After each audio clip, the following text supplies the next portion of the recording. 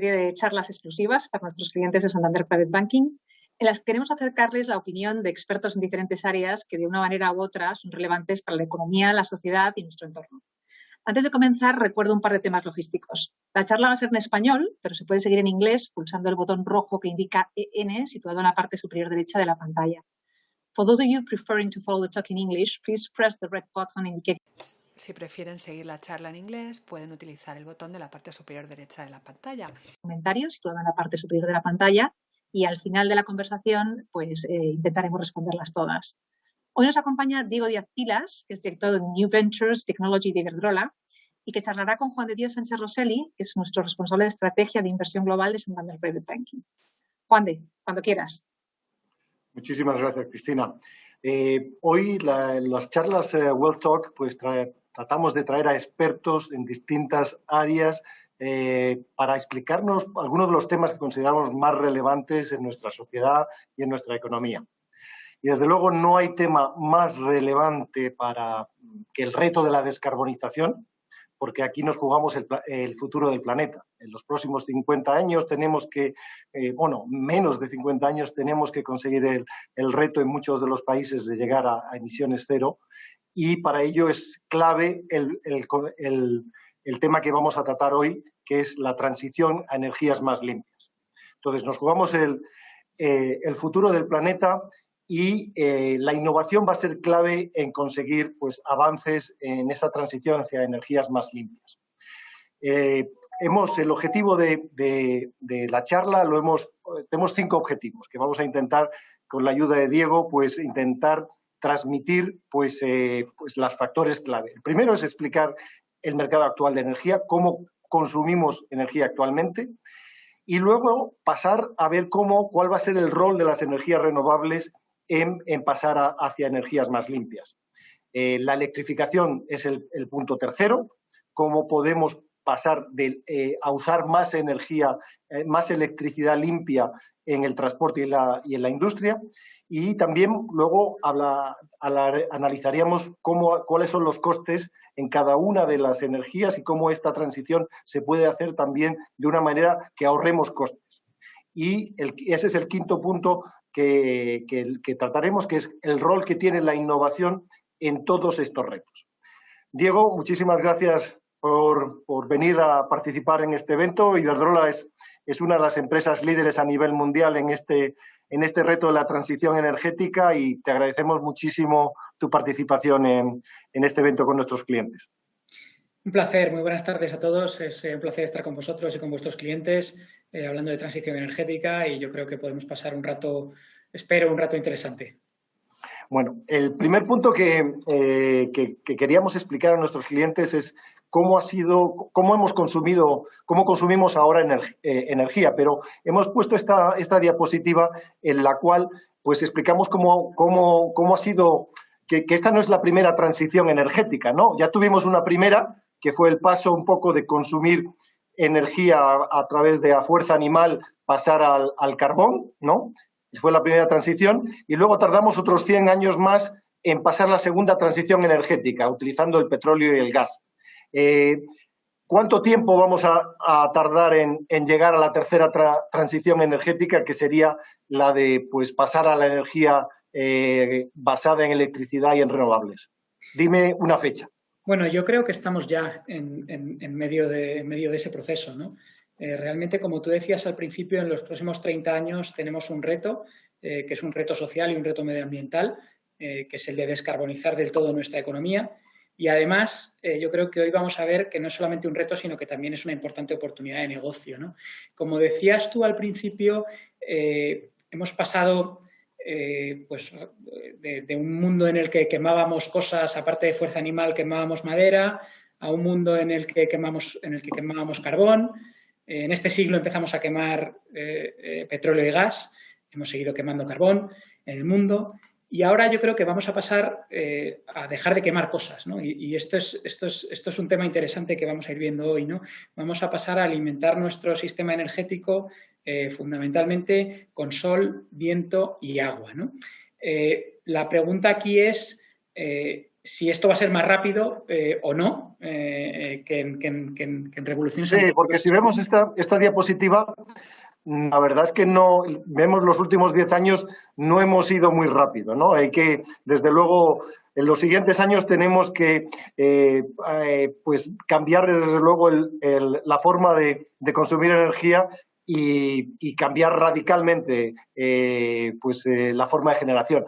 Hemos preparado esta diapositiva, a ver si la puedes explicar a nuestros clientes para, de una forma muy gráfica, definir cuál es la foto actual tanto en la generación de energía y el rol de la electricidad, porque la electricidad es como un paso intermedio, ¿no?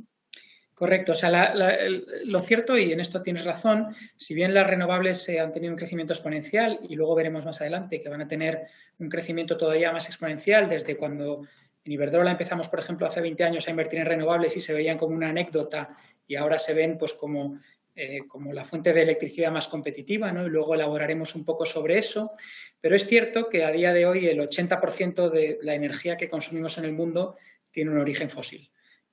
Solamente un 20% tiene un origen que podríamos considerar renovable, ¿no? No toda la electricidad es renovable y sí que hay una parte también de renovables que se consumen directamente en uso final, ¿no?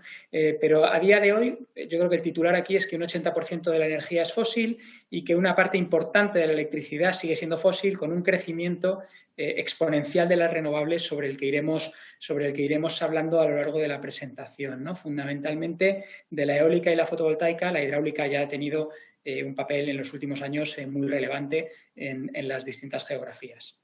Entonces, el primer reto sería hacer que la electricidad tenga un altísimo componente de generación limpia, ¿no? De generación vía renovable. Ese sería el primer paso en la transición energética, ¿no? Sobre todo porque aquí hay una gran variabilidad entre distintos países, ¿no? Si bien en Europa, pues en países como el nuestro, podemos estar en niveles pues, del 40 y vamos a estar en niveles del 70, 75 muy rápido, hay otros países del mundo donde las renovables van un poco más despacio, ¿no? Y el reto aquí es acelerar el crecimiento en estos países, que es como veremos luego, una gran oportunidad de negocio, ¿no? Nosotros pensamos que la electricidad se va a descarbonizar rápido y se va a descarbonizar porque es no solamente lo más sostenible, sino lo más competitivo. Es decir, las renovables, la eólica marina, la fotovoltaica y la hidráulica son las tecnologías más competitivas a día de hoy y van a ser todavía más competitivas en los próximos 10 años. Y por eso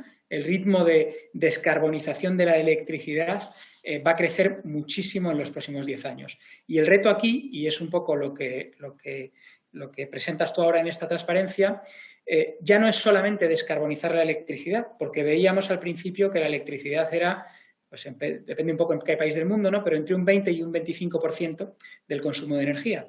Entonces, si hacemos un trabajo excelente descarbonizando la electricidad, y luego veremos que hay negocio y que hay tecnología para hacerlo, pero la electricidad no crece en el consumo de energía final, estaremos solamente descarbonizando ese 20-25%.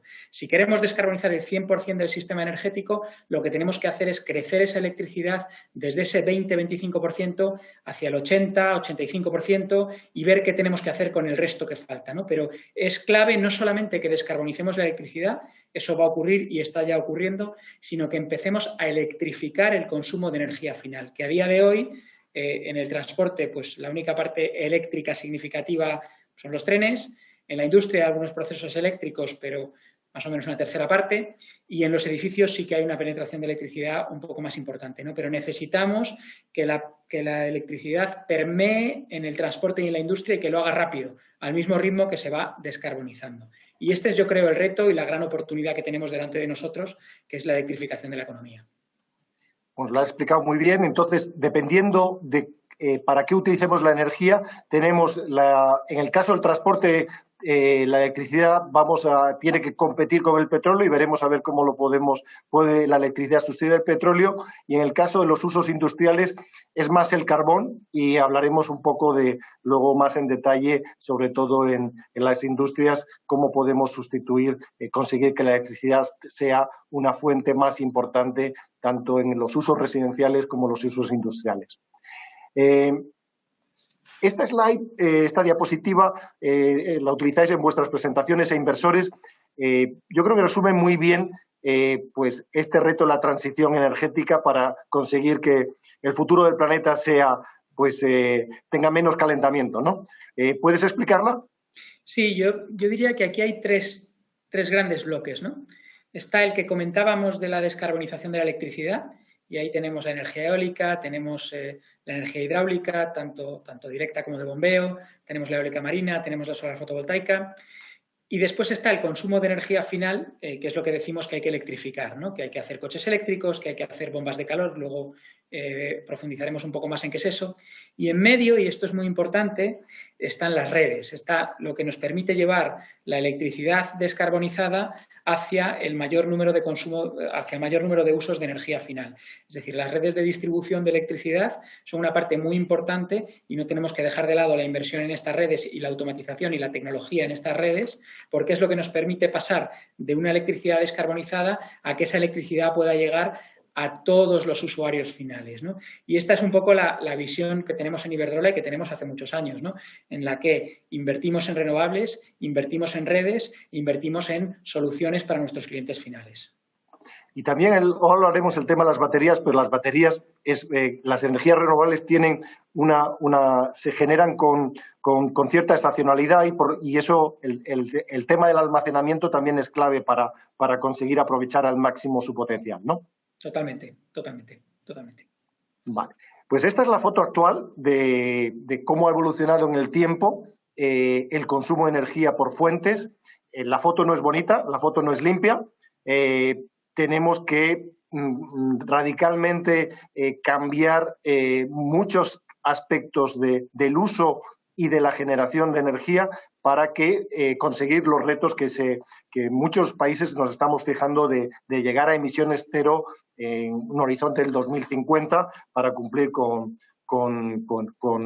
los planes de reducción de emisiones. A mí me gusta más esta foto, Juan. Sí, esa es la foto histórica, por eso digo, esto es lo que por lo menos deberíamos hacer, ¿no? ¿O esta foto te parece, son las estimaciones de Bloomberg? Sí, ¿Os parecen realistas o no?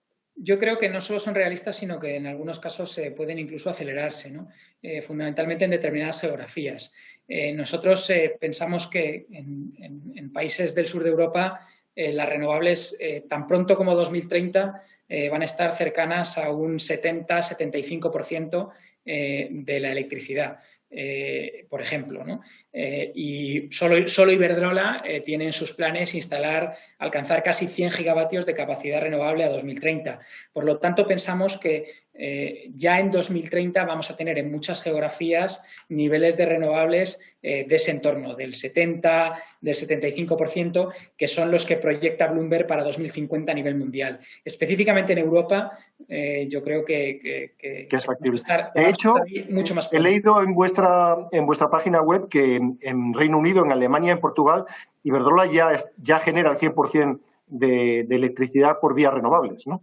Totalmente, y esto es un posicionamiento que no solamente tiene que ver con la sostenibilidad, como te decía, sino que es un posicionamiento que tiene que ver también con el negocio, en el sentido de que las renovables son a día de hoy la fuente más competitiva de generación de electricidad. Nosotros, pues por ejemplo en España hemos cerrado las centrales de carbón, estamos estudiando la posibilidad de sustituirlas por renovables, en concreto por fotovoltaica, y tenemos un plan muy ambicioso de inversión tanto en fotovoltaica como en eólica marina y terrestre, ¿no? Aquí comentábamos el otro día en una conversación previa que tuvimos que quizás la foto parece un poco diría desdibujada a favor de la solar fotovoltaica, y me preguntabas si es que nosotros pensamos que solo se va a instalar solar fotovoltaica. La imagen cambia un poco cuando la vemos en términos de energía, ¿no? La solar fotovoltaica produce durante 2.000 horas, que son las 2.000 horas que en sitios como el sur de España pues tenemos sol. La eólica terrestre produce pues a lo mejor durante 3.000 horas y la eólica marina se va a las 4.000 horas, ¿no? Si viéramos esta tarta en términos de energía, yo diría que las tres son igualmente necesarias, ¿no? con una componente muy fuerte de solar fotovoltaica y eólica terrestre y de eólica marina en aquellos países donde ese recurso está disponible, ¿no?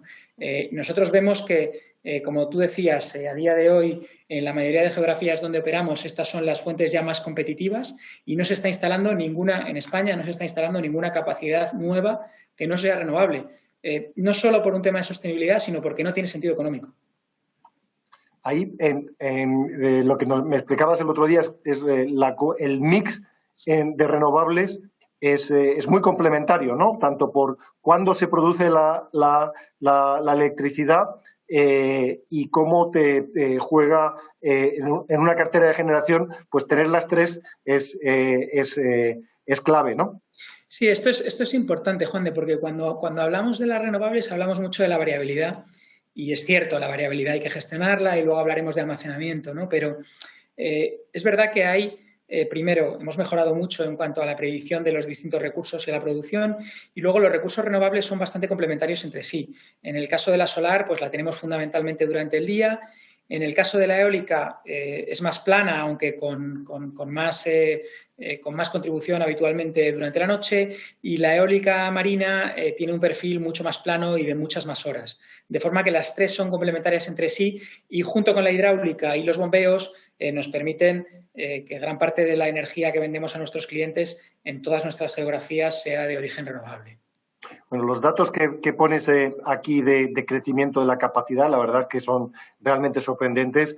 El crecimiento que vamos a ver en los próximos años no tiene nada que ver con lo que veíamos en las fotos anteriores, ¿no? Vamos hacia una aceleración de la inversión realmente exponencial y mucho tiene que ver con el factor de eficiencia en costes.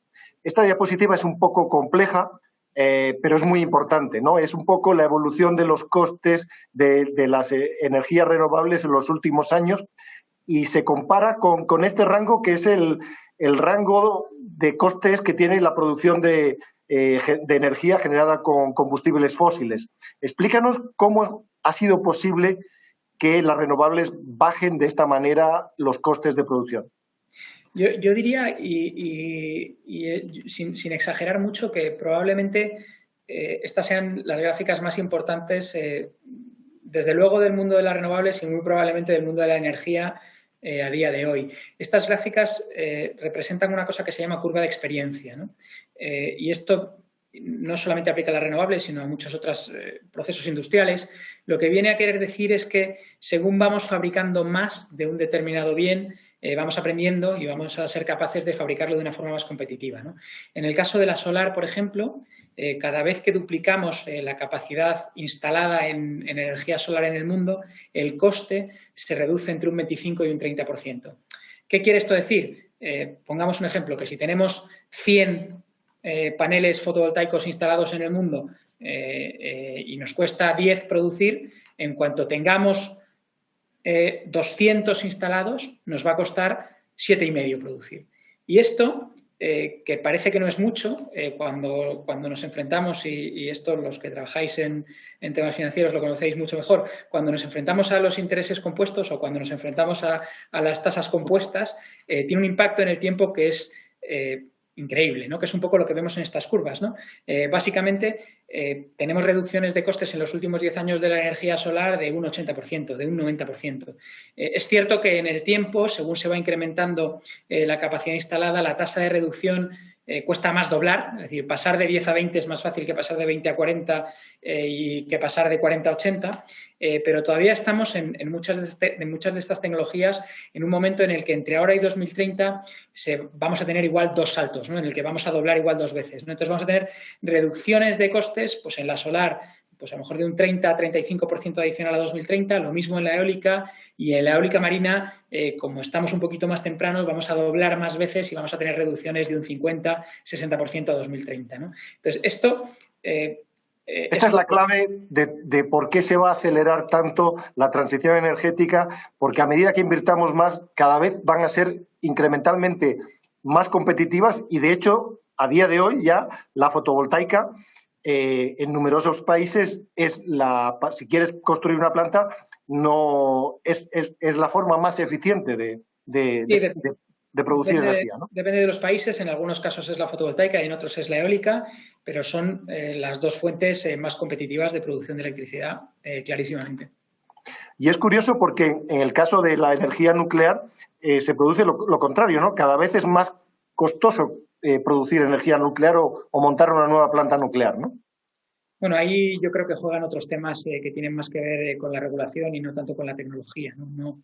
No es que hayamos desaprendido en ese mundo, sino que desde el punto de vista regulatorio pues se afecta un poco a y como no se invierte más, no se puede mejorar en la curva de eficiencia, ¿no? Como puedes progresar más, ¿no? Entonces, el porcentaje, lo que nos decías, que si lo focalizamos y hacemos un análisis en algunos países, el tema de la transición a energía eléctrica basada en renovables está ya yendo a una velocidad excepcional, ¿no? Y el sur de Europa era lo que destacabas. Sí, en esta gráfica yo creo que no está considerada la hidráulica, que también es totalmente renovable, y nos iríamos a niveles, pues hay que sumarle un 10 más o menos a día de hoy, ¿no? Entonces nos iríamos a niveles en los que ya tenemos países que estamos cercanos al 50 en Europa y desde luego en el sur de Europa vamos a estar en el 75, que es el objetivo del gobierno 2030 y que a nosotros nos parece perfectamente factible, y en el norte de Europa no andaremos lejos, ¿no? Entonces, realmente esto ya es una realidad, no es que te cuente yo, mira, ahora va a ser competitivo, sino que ya estamos viendo esos crecimientos que te estoy contando hacia 2030, los estamos viendo ya hoy, ¿no? Es un tema de seguir invirtiendo, acelerar, pero tenemos ya la tecnología y además cada vez va a ser más competitiva, ¿no? Que es lo que Y ya con las tecnologías actuales se va a producir esa evolución, pero el tema de la tecnología está cambiando cada día, hay nuevos descubrimientos. Explícanos algunos ejemplos de cómo en energía solar se ha innovado para ser más eficiente.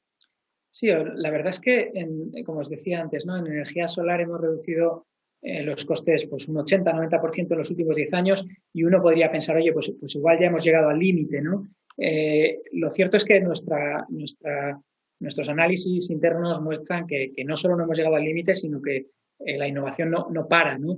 Y tenemos, pues, por ejemplo, históricamente las placas fotovoltaicas han captado luz solamente directa del sol. Ahora mismo tenemos ya paneles bifaciales que no solo captan la luz directa del sol, sino que captan también la reflejada en el suelo y esto hace que se incremente la producción y por lo tanto se reduzcan los costes. Y vamos poco a poco trabajando para reducir la cantidad de materiales necesarios, para automatizar la producción, de forma que lo que veíamos en ese análisis de curva de experiencia, que estaba un poco más basado en lo que ha pasado históricamente, aquí vemos que si nos centramos en las innovaciones en las que la industria está trabajando a día de hoy, pensamos que se va a mantener en el tiempo, como te decía antes. No solo eso, sino que en determinadas áreas incluso vemos que va a acelerarse, ¿no? Vemos una innovación constante, ¿no? En el caso de la solar, el tema de la bifacialidad; en el caso de la eólica, como enseñas aquí, lo que vamos es hacia máquinas más grandes, ¿no? Con torres más altas que captan vientos más constantes, tamaños de rotor más grandes, que barren más superficie y por lo tanto tienen más potencia y generan más electricidad. Y yo aquí el ejemplo típico... Me explicabas el otro día en Tarifa, sí, el contraste entre las nuevas torres que estáis instalando y las antiguas, ¿no? Sí, aquí el ejemplo típico es en plantas que se han instalado pues en zonas muy ventosas de España. Pues hace 20 años pues tienes turbinas de 800 kilovatios, a lo mejor tienes un parque con 200, 300 turbinas, que a día de hoy pues se harían con 10 turbinas o con 15 turbinas, ¿no? Incluso con más horas de funcionamiento y con 10 veces menos turbinas, ¿no? Esto al final lo que contribuye es no solamente a incrementar las horas de funcionamiento, sino en definitiva a reducir el coste de generación de electricidad, ¿no? Que es un poco lo que comentábamos. En el caso de la fotovoltaica, con incrementos de eficiencia de los paneles, reducción de costes; en el caso de la eólica, torres más altas, turbinas más grandes que al final captan vientos más constantes y permiten, en definitiva, generación de electricidad a un precio más reducido, ¿no? Y es una tendencia que no vemos que vaya a parar en el corto plazo. Más bien al contrario, la industria está trabajando en todo tipo de innovaciones, no solamente estructurales, sino también de digitalización, de mejoras de operación y mantenimiento, etcétera, que van a permitir que los costes, pues en el caso de la eólica, se reduzcan otro 30% en los próximos 10 años, ¿no? Por ponerte un orden de magnitud. No, Pues claramente eso va a ser un factor de aceleración en esta transición energética, pero hablábamos antes del almacenamiento y de las baterías, pero hay otras tecnologías para conseguir almacenar energía. Cuéntanos un poco en qué estáis trabajando en Iberdrola. Sí, en Iberdrola históricamente pues tenemos 4 gigavatios de plantas de bombeo. ¿Qué es esto del bombeo, ¿no? Es cierto que almacenar electricidad en una batería, y luego iremos un poco a la parte del impacto que esto puede tener en el transporte, pues a día de hoy para el sistema eléctrico es todavía un poco caro, ¿no? Pensamos que se va a reducir pues, casi un 60% en los próximos 10 años, tirado por la demanda del vehículo eléctrico, pero ya tenemos a día de hoy una tecnología madura, que es el bombeo, que consiste básicamente en el momento en el que te sobra electricidad o tienes electricidad barata, eres capaz de bombear electricidad aguas arriba con un desnivel, imaginemos 2 embalses, un embalse abajo, un embalse arriba. Cuando te sobra electricidad eres capaz de bombear ese agua hacia arriba para utilizarla cuando necesitas esa electricidad porque el precio es más caro, ¿no?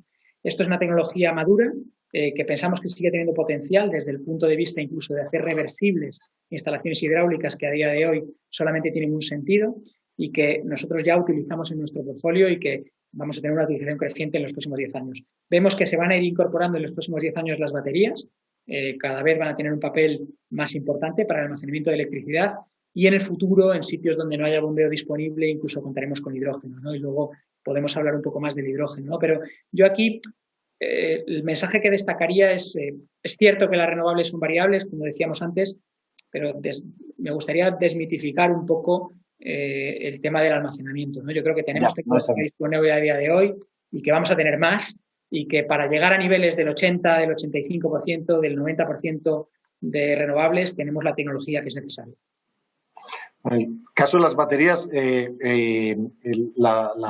la tecnología, pues las mejoras que hubo en las baterías de litio, fue la responsable de que le dieran el premio Nobel de Química en el 2019 a Akira Yoshino, a Stanley Whittingham y a John Golden Goodenough, ¿no? Que la verdad es que es increíble el impacto que esto está teniendo.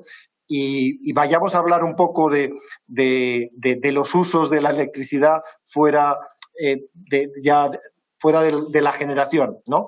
Empecemos por la casa. Aquí he puesto una comparativa de, primero, a la izquierda, vuestra estrategia en el sector residencial y he puesto un poco para un poco de forma controvertida un tuit de Tesla en donde parece que os pueden hacer la competencia porque están migrando hacia usos de la electricidad similares a los que vosotros estáis trabajando. ¿Puede ser Tesla un competidor vuestro en el futuro? Bueno, yo diría que respecto a la visión, rebobinando un poco lo que comentábamos al principio, ¿no? Primero, yo creo que hasta aquí hemos visto que la electricidad se puede descarbonizar, ¿no? Ahora, si esa electricidad se queda en el 20%, recordemos al principio de la charla, pues no vamos a ser capaces de descarbonizar el total de la economía, ¿no? ¿Nosotros qué pensamos que tiene que ocurrir? Pensamos que el transporte tiene que ser eléctrico y por eso luego veremos algún ejemplo. Estamos ofreciendo a nuestros clientes una solución integral de transporte eléctrico. Pensamos que el calor tiene que ser eléctrico y por eso ofrecemos a nuestros clientes instalar bombas de calor, que son la tecnología más eficiente para descarbonizar el calor. Y además, si nuestro cliente quiere generar su propia energía, pues le ofrecemos directamente los paneles, ¿no? Desde el punto de vista de la visión, esto puede coincidir no solamente con Tesla, sino quizá con otros muchos competidores, ¿no? Y en ese sentido, pues bienvenido el que esa sea la visión que se ha convertido. Nosotros empezamos hace 20 años, como te decía al principio, invirtiendo en renovables, pero pues bienvenidos, ¿no? Bienvenidos a que cuanta más gente posible comparta esa visión, pues más vamos a acelerar y más significa que vamos en la buena senda, ¿no? De ofrecer productos y servicios rentables a nuestros clientes, de tener las redes eléctricas para que esos productos y servicios puedan electrificar la demanda y de descarbonizar la electricidad, como veíamos al principio, ¿no? Yo creo que Tesla, su principal visión, y yo creo que esta hay que reconocérsela, ha tenido que ver con el transporte, ¿no? Y han apostado por el transporte eléctrico pues antes que algunos de sus competidores y en ese sentido yo creo que eso ha sido un empujón para que el resto de competidores vayan en esa línea y por nuestro lado pues muy bienvenidos y luego lo veremos. No creo que haya una competencia recurrente y de visión, aunque sí, yo creo que una visión compartida, ¿no? Vale, pues hablemos un poco de la electrificación del transporte, que quizás es el área en los usos en donde avancemos más en el corto plazo, ¿no? Aquí vemos las ventas de coches eléctricos en los principales mercados. En Europa sí que está notándose una aceleración, pero hasta ahora no ha sido un cambio radical. ¿Cuál es vuestra visión a largo plazo? Bueno, yo creo que hay fundamentalmente tres drivers, ¿no? que hacen un poco crecer o no crecer el mercado de movilidad eléctrica, ¿no? Uno es, digamos, el impulso regulatorio de sostenibilidad, etcétera, y cada vez vemos a más países y a más ciudades apostando por fomentar el transporte eléctrico con prohibiciones de transporte fósil, etcétera. La segunda palanca es la competitividad del vehículo eléctrico, y esta yo creo que es la que se está produciendo cambios de forma más acelerada. Es decir, a día de hoy un vehículo eléctrico es más caro en términos de comprarte el vehículo, y esto yo creo que no es razonable ocultarlo, y todos los consumidores lo veremos, ¿no? Cuando vas al concesionario, el vehículo eléctrico es más caro, el vehículo de combustión.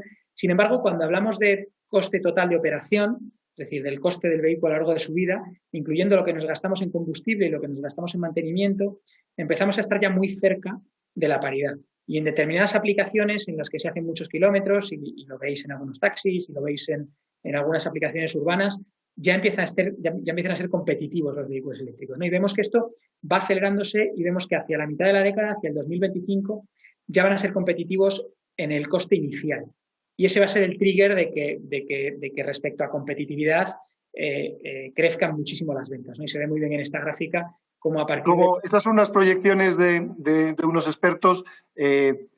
¿Vosotros veis un ritmo de aceleración mayor o os parece que el 2030 puede ser el momento de la nosotros vemos que en 2030 vamos a tener ya entre 120 y 130 millones de vehículos eléctricos en las calles, y que las ventas en determinadas geografías van a estar por encima del 50%. Yo creo que vemos que a partir del 25, o sea, desde ya estamos viendo crecimientos exponenciales. Si te vas a determinadas geografías como Noruega, pues estamos en un 60-70% de eléctrico más híbrido enchufable.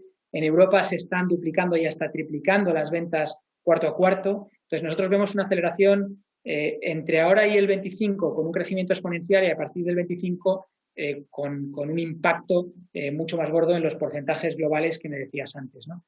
Porque ocurre también, como pasaba en las renovables, que en las baterías también hay curvas de experiencia y hay unas proyecciones de bajada del coste de las baterías muy importante para los próximos años, que las haga ser igual que haga que incluso llegue un momento a que sea más barato casi hasta en el momento inicial, ¿no?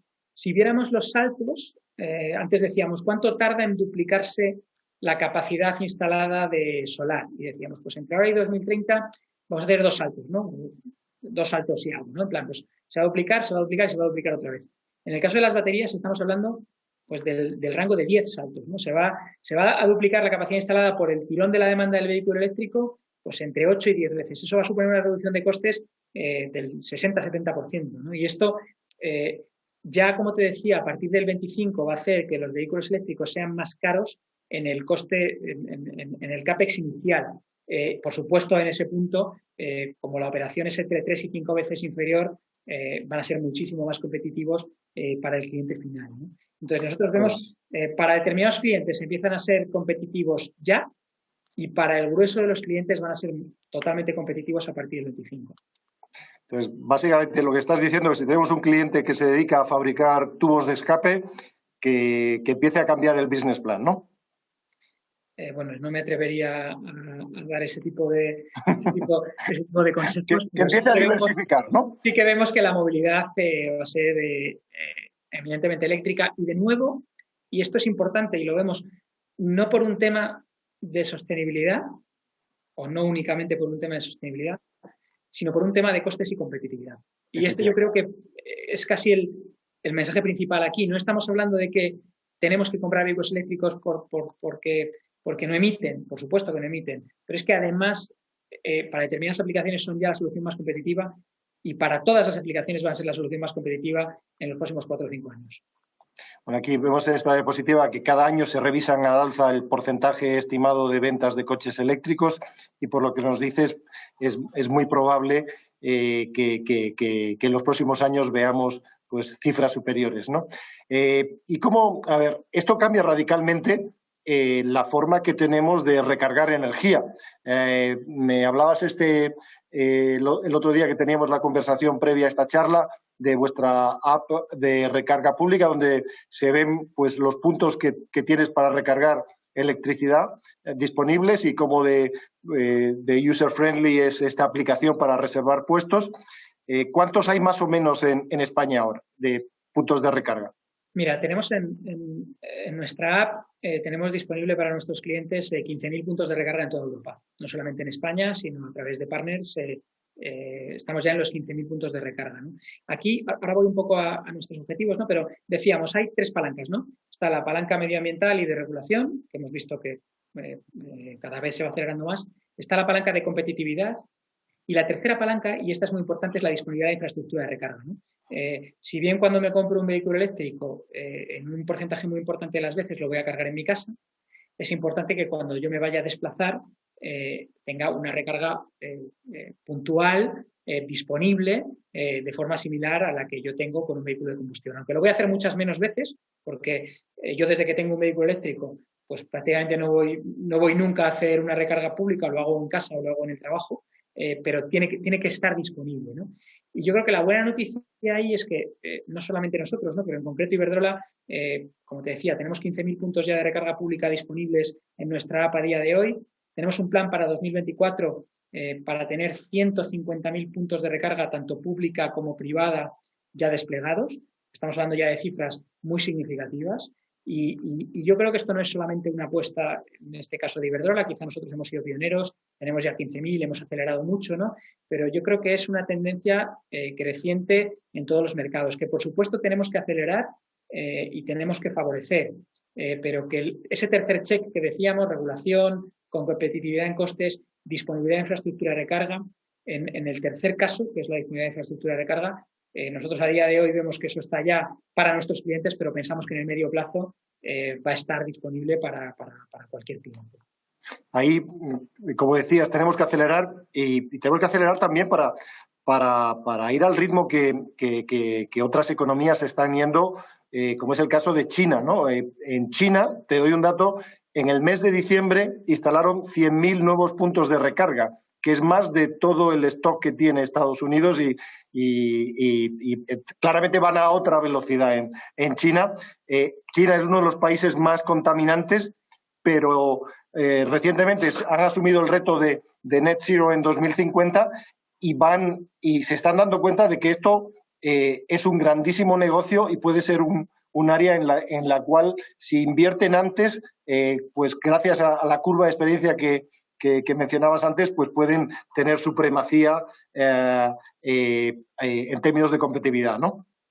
Sí, yo creo que es verdad que las magnitudes en China, pues es un país que es más que un continente, ¿no? Las magnitudes son siempre chocantes, ¿no? Yo diría que en Europa tenemos que acelerar, pero que esto es una oportunidad para no solamente de despliegue de infraestructura de recarga, sino de toda la industria asociada, ¿no? Y luego podemos hablar un poco de esto, pero nosotros por ejemplo, tenemos como partner y como compañía en la que además somos inversores, pues una compañía como Wallbox, ¿no? Que se dedica a hacer soluciones de recarga, ¿no? Esto no es solamente una oportunidad para el cliente final, sino también una oportunidad de industrialización, ¿no? En el caso de Europa. Y yo creo que esto es importante que sigamos y que no nos quedemos atrás, pero es una muy buena oportunidad desde el punto de vista de industrialización, no solamente desde el punto de vista del consumidor final, sino también desde el punto de vista de creación de industria propia, ¿no? Con este ejemplo que os ponía en España, en Europa, etcétera. Bueno, pasemos al último apartado, que es un poco el más complicado de electrificar, que son las industrias pesadas y el transporte pesado. ¿Cómo veis la transición a energía limpia en estos sectores? Sí, aquí son 2 preguntas en una, ¿no? Respecto al transporte, nosotros vemos que los vehículos ligeros, como te decía al principio, y los vehículos medios se van a electrificar. Pensamos que los camiones también es muy probable que se electrifiquen. Tenemos la tecnología, tenemos mejoras en densidad energética y pensamos que el transporte pesado por carretera también se va a electrificar. En el caso de los barcos y los aviones, se pueden electrificar determinados trayectos, pero los de muy larga distancia es más complicado, ¿no? Y aquí tenemos combustibles como el hidrógeno que se producen a partir de electricidad renovable, que se pueden producir a partir de electricidad renovable, y luego hablaremos del hidrógeno y de cómo vemos su reducción de costes, ¿no? Que pensamos que pueden ayudar a descarbonizar aquellos sectores donde la electricidad no llega, ¿no? Nosotros pensamos que la electricidad puede llegar pues a más de un 80% del consumo de energía final, pero hay un 20% donde es verdad que no llega, ¿no? Y en ese 20% tienes vectores como el hidrógeno, que si somos capaces de trabajar, y desde Iberdrola ya estamos trabajando en reducir sus costes de forma significativa, van a ser una alternativa para llegar a ese 100%, ¿no? A ese net zero que decíamos antes, ¿no? Pero es importante... Entonces, el tema del hidrógeno es que vayan a ser más eficientes, más competitivos, que es lo que te permite electrificar ese 20% donde no llega el otro, ¿no? Correcto. No es que el hidrógeno sea más competitivo que la electricidad, sino que hay determinados sectores donde por limitaciones tecnológicas la electricidad no llega, ¿no? Entonces, si quieres descarbonizar esos sectores, pues tienes tecnologías como el hidrógeno, que como te decía, pues desde Iberdrola tenemos un objetivo de instalar 500 megavatios de electrolizadores a 2025, 3.000 megavatios a 2030, y tenemos ya una unidad de negocio global que se dedica a este tema, y esto es lo que nos puede permitir llegar de este 80 que te decía al 100%, ¿no? Es importante aquí que hablemos de hidrógeno de origen renovable. Lo que no tiene sentido es que produzcamos ese hidrógeno con gas o con carbón y que emitamos CO2 para producir ese hidrógeno, porque si no, no estaríamos emitiendo en lo que es el uso final, pero estaríamos emitiendo en la generación del combustible, ¿no? Y la buena noticia ahí es que pensamos que ese hidrógeno verde que muestras en esta slide puede ser competitivo con lo que nosotros llamamos el hidrógeno gris, que es el hidrógeno producido a partir de gas, a partir de combustibles fósiles, puede ser competitivo relativamente rápido, ¿no? Porque, como te decía, van a bajar los costes de producción renovable, van a incrementarse sus factores de capacidad que veíamos antes, es decir, las renovables se utilizan durante más horas, ¿vale? Y además van a bajar los electrolizadores, que es el sistema en el que metemos, por un lado, la electricidad y por otro lado, el agua, y eso produce hidrógeno, ¿no? Entonces, este hidrógeno verde es, como te decía, lo que nos va a permitir llegar del 80% electrificable al net zero, ¿no? Al 100% descarbonizado, que es el objetivo final que tenemos a nivel global, y va a tener un papel importante, sobre todo en la industria, en el transporte marítimo y en el transporte aéreo. Entonces, lo que me comentas es que gracias un poco a la interacción, vamos a decir, de la innovación primero en generación de energía eléctrica vía renovables, la innovación en el tema del almacenamiento y las baterías, y la innovación en el uso del hidrógeno para esos sectores que son difíciles de electrificar, la combinación de esos tres, ¿es factible llegar al net zero? Correcto. Yo creo que tenemos la tecnología, tenemos que seguir trabajando. Lo que tenemos que hacer es ponernos, como hicimos en Iberdrola hace 20 años, pero ponernos a nivel sector y a nivel mundial a trabajar y a acelerar en eso, ¿no? Porque, desde luego, tenemos tecnología para descarbonizar electricidad, tenemos tecnología con las baterías, los vehículos eléctricos y las bombas de calor para electrificar el transporte y el calor residencial, tenemos tecnología para electrificar parte del resto de la industria, y donde no llega la electricidad directamente, llega de manera indirecta con combustibles renovables como el hidrógeno, ¿no? Y yo creo que no solamente tenemos la tecnología, sino que además es el momento de que aceleremos, porque decías tú al principio, se te ha ido un 50, ¿no? Tenemos 30. Es verdad que uno piensa en 2050, y yo también tiendo a pensar que estamos todavía en el 2000, pero estamos ya en el 2021. Y lo que tenemos son 30 años por delante en los que nosotros pensamos que tenemos la tecnología para descarbonizar la electricidad y tenemos la tecnología para electrificar el consumo de energía final. Pues yo había puesto estas slides al final, en donde se ve un poco el compromiso que tiene Iberdrola con la transición energética, y aquí vemos ejemplos de cómo habéis eliminado las centrales de carbón y cómo habéis ido por delante de la competencia y cómo tenéis un compromiso de cara al 2030. Y recientemente, pues nosotros también a nivel Grupo Santander hemos dado los primeros pasos para avanzar en el compromiso a nivel corporativo de acelerar todo este cambio. Pero charlando contigo el otro día y profundizando en algunos temas en la charla de hoy, lo que veo es que esto no solamente es una necesidad de la sociedad, no solo es un tema de compromiso, sino lo que es una oportunidad enorme de negocio, de hacer las cosas de forma distinta, de generar nuevos usos, nuevas formas en muchas de las cadenas de valor y de los usos que tenemos del transporte y del calor, etcétera, etcétera. Realmente es una oportunidad enorme de invertir en este cambio. No solamente es una necesidad, sino una oportunidad, ¿no? Sí, yo diría que la electrificación y la descarbonización de la economía es una enorme oportunidad de negocio y de industrialización, ¿no? Es una enorme oportunidad tanto para el consumidor final, porque son tecnologías que tienen más eficiencia y unos costes operativos menores, y también es una importante oportunidad de industrialización, ¿no? Y aquí estoy ya con el foco en España, en Europa, en otros países también, ¿no? Pero creemos que según se van desarrollando estas cadenas de valor, eso da lugar, como te decía antes, ¿no? a compañías innovadoras que crean nuevos productos y servicios industriales y digitales y en definitiva lo que nosotros pensamos es que esto no es solamente una necesidad desde el punto de vista de sostenibilidad medioambiental, sino que también es una enorme oportunidad de negocio.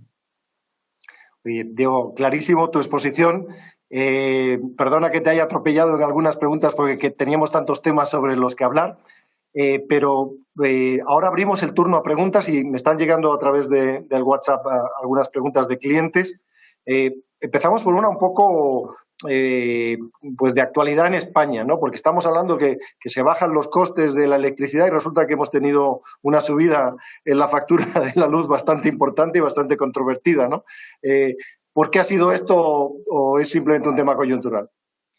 Bueno, yo creo que lo que estamos hablando aquí son de tendencias digamos, de fondo, ¿no? No hemos entrado en análisis, como tú dices, coyunturales concretos de cada momento. Lo que hay es una tendencia clara de fondo de reducción de costes de generación renovable y que pensamos que eso va a dar lugar a una tendencia clara de fondo de reducción de costes de generación eléctrica en su conjunto. Lo que puede haber es, evidentemente, situaciones coyunturales como la que me comentas, ¿no? Pero no vemos que afecten lo mismo y estaba esta tarde con el equipo hablando pues de alguna subida de precio puntual, por ejemplo, en tema de paneles, ¿no? Y esto tiene que ver un poco con la oferta y la demanda, ¿no? En el caso de los paneles, pero lo que hay es una tendencia a largo plazo de reducción de costes, ¿no? Que era esta que veíamos en la curva de experiencia, ¿no? Esta es la tendencia estructural y de competitividad y lo otro pues son situaciones puntuales que pueden ocurrir en determinados mercados. Pero si realmente, es decir, a largo plazo no debería haber una tendencia creciente en la factura de la luz si se producen estos cambios tecnológicos, ¿no? Porque se trasladará al consumidor una gran parte de estos avances en eficiencia, ¿no? Correcto. Tenemos otra pregunta que está relacionada con lo que habías mencionado de los paneles solares, ¿no? Preguntan sobre pues las energías renovables son más intensivas en consumo de metales y que la cotización de los metales, cobre, litio, níquel ha subido mucho y que entonces esta demanda es potencial si se traduce en mayor demanda de commodities y eso no va a crear un cuello de botella. Es muy buena pregunta. La verdad es que vuestros clientes están muy al día, muy al día del mercado. Es cierto que pasamos de un sistema, o sea, lo que hemos ido viendo en la presentación, ¿no? Es que pasamos de un sistema en el que está muy basado en quemar cosas, con unos costes iniciales igual más pequeños y unos costes de operación, tanto económicos como medioambientales, porque se emite mucho CO2, muy elevados, a un sistema en el que tenemos unos costes iniciales más grandes y, por lo tanto, un mayor consumo de materiales. Esto es correcto. La pregunta es correcta, ¿no? La segunda parte de la pregunta, o sea, la afirmación es correcta. Es decir, efectivamente, las energías renovables y la electrificación de la economía suponen un mayor uso de determinadas commodities y determinados minerales críticos, ¿no? Esto es verdad. Lo que nosotros vemos es que no hay, y esto es casi lo más importante, ¿no? No hay ningún problema de reservas. lo que hay es una necesidad de que esta demanda creciente, que efectivamente va a ser creciente, estamos hablando de níquel, estamos hablando de cobalto, estamos hablando de litio, va a haber una demanda creciente, es necesario acomodar la producción a esa demanda. Pueden producirse en determinados momentos incrementos de precio, como incluyen, como ocurren, ya han ocurrido históricamente en todas las commodities cuando hay un incremento de demanda, hasta que la capacidad de producción se adecúa a esa demanda, ¿no? Lo que no hay es un problema de fondo de reservas, de disponibilidad de reservas, que sería lo que podía dar lugar a un cuello de botella y haría que... Pero es un cuello de botella coyuntural. Yo diría que más que un cuello de botella son determinados spikes de precio coyunturales. Y en este caso, y lo estamos viendo ya, lo que hay es un incremento en cuanto a qué reservas son disponibles y qué reservas se van explotando, y empezamos a entrar en... Una ventaja aquí es que si bien a día de hoy se explotan, sobre todo determinados materiales en algunos países, las reservas de estos minerales están mucho más distribuidas y van a ir siendo competitivas en muchos sitios, ¿no? Y van a ser oportunidades de negocio para muchos países, no solamente para los países tradicionalmente productores de combustibles fósiles, donde las reservas igual estaban más concentradas, ¿no?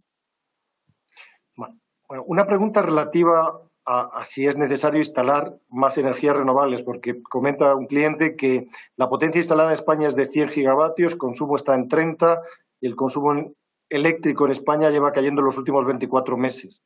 ¿Esto es un tema coyuntural o...? No, yo creo que es importante distinguir bien. Estamos entrando en temas muy técnicos, ¿no? Pero una cosa es la capacidad instalada, otra cosa es la potencia media, otra cosa es la potencia punta sobre la que se dimensiona el sistema. Y sí que es verdad que vamos hacia un sistema en el que, como las renovables funcionan de media pues un número de horas, en el que vamos a necesitar más capacidad instalada para cubrir la demanda, ¿no? Eso no significa que vaya a ser más caro, porque el coste de cada una unitario de generar con esas tecnologías es inferior. Entonces, sí es cierto que vamos hacia un sistema en el que vamos a tener más capacidad instalada, poco a poco va a irse retirando capacidad fósil y entrando capacidad renovable, y hay que ajustar en cada momento la capacidad instalada respecto a las necesidades del sistema. Pero no estamos hablando... Eso es. Otra pregunta que quizás también tiene un componente técnico, pero que tiene que ver con el hidrógeno, que comenta un cliente que si tiene una pérdida energética del 30% y que produce emisiones de vapor a la atmósfera, que generaría problemas también de calentamiento global. Coméntanos este aspecto y también el tema de las baterías, cómo se reciclan. Es decir, si no vamos a crear otro tipo de problemas a la atmósfera o al planeta derivados de los nuevos formas de generar electricidad. Vale. La primera pregunta, es cierto que en el hidrógeno hay un tema de eficiencia.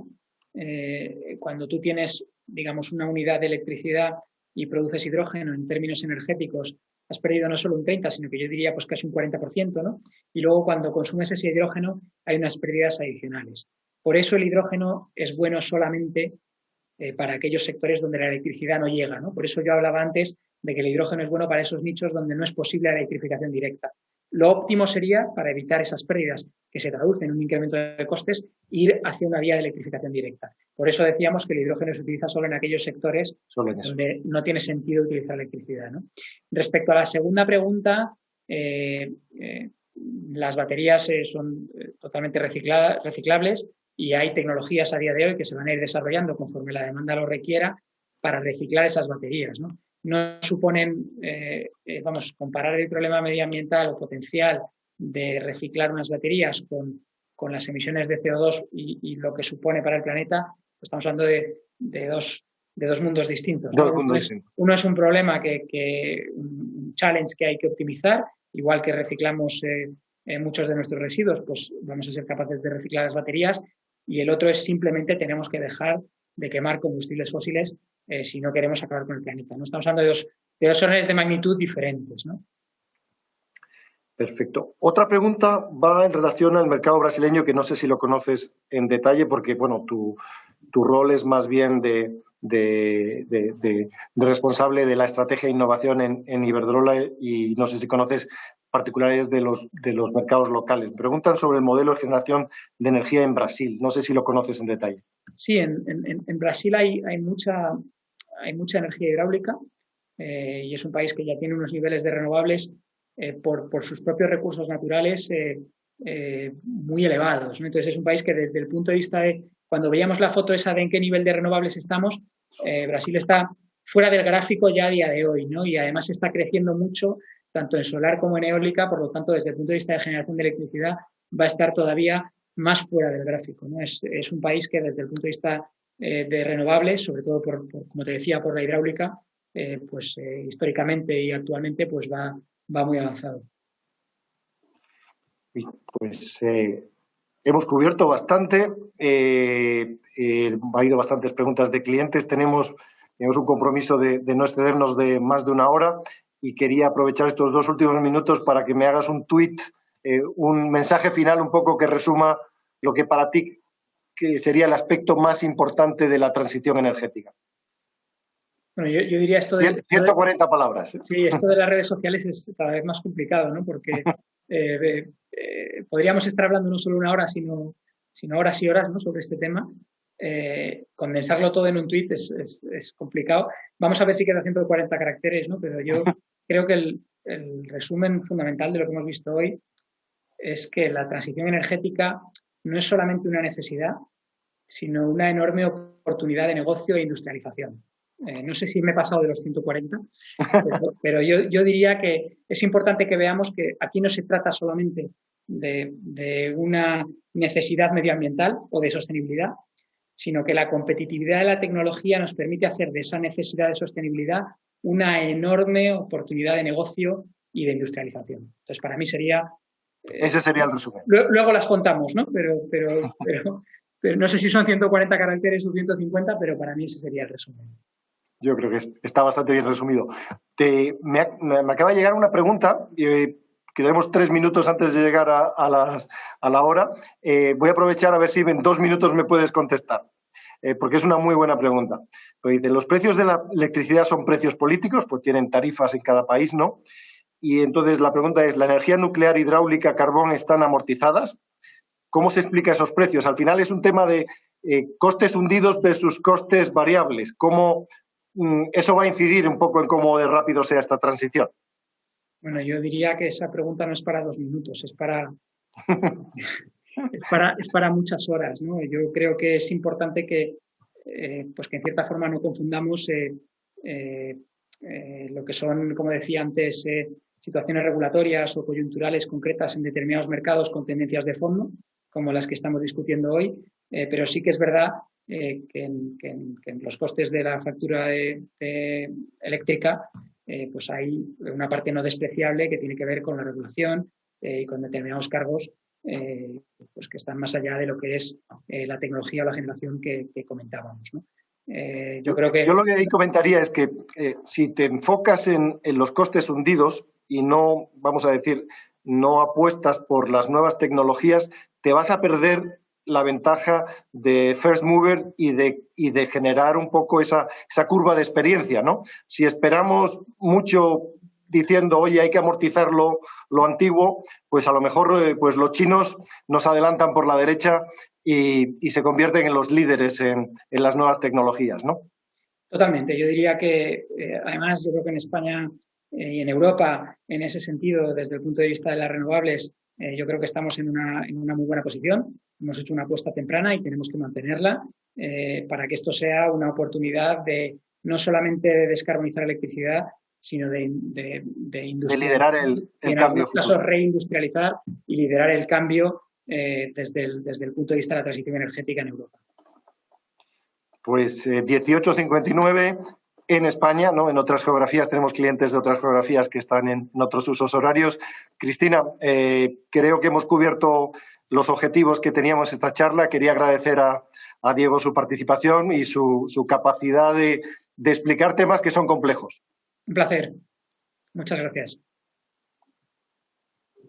Bueno, pues por mi parte nada más. Yo creo que simplemente ya despedir esta charla, agradecer muchísimo tanto a Diego como a Juan de su participación, que la verdad es que ha sido una charla interesantísima, ha estado fenomenal. Y a todos nuestros clientes por haberse conectado, ¿no? Yo creo que es un placer poder acoger estas charlas y proporcionar más conocimiento, ¿no? Y más opiniones de expertos en diferentes temas como hacemos a través de las Web Talks. Recordaros que tenéis las Web Talks todas disponibles en santanderprivatebanking.com y nada, nos vemos muy pronto en la próxima. Muchísimas gracias. Gracias. Gracias.